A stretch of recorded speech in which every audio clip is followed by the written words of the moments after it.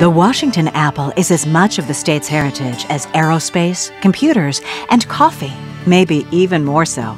Like so many crops in Washington, apples got their start on the Fort Vancouver farm in the 1820s. This farm helped sustain the area traders and trappers.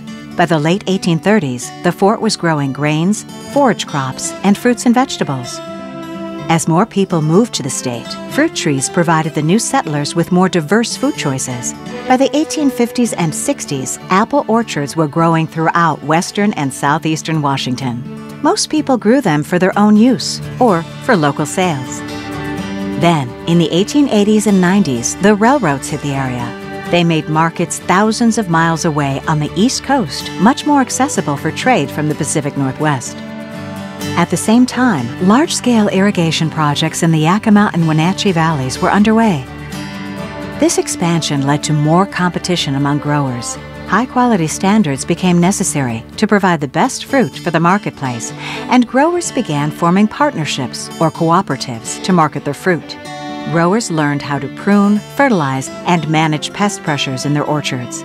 Research conducted by Washington State College helped growers understand what varieties and farming practices worked best in the region.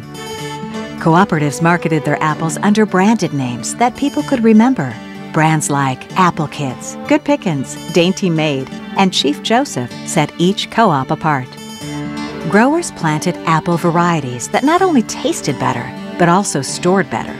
Growers stored their apples in warehouses or cold storage facilities to meet consumer demand for 3 to 6 months after harvest. As technology improved, growers added fans and ventilation to circulate air inside the cold storages.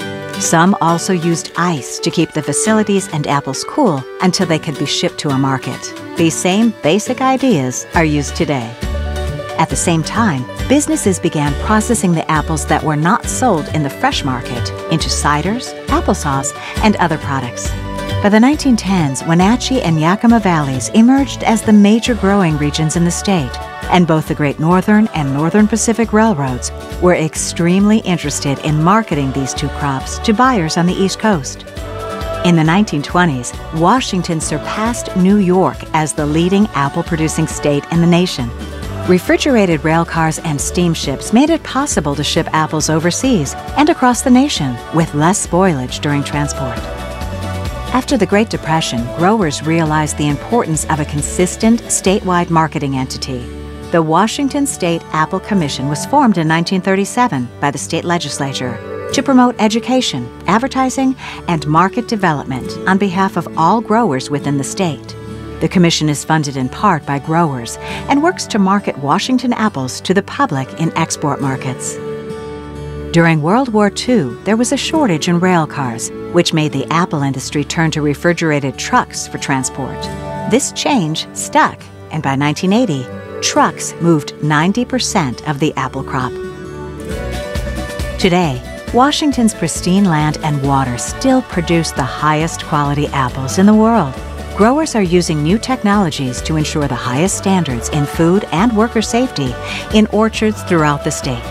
Washington apples can be found on market shelves around the world, thanks to the legacy of their pioneers.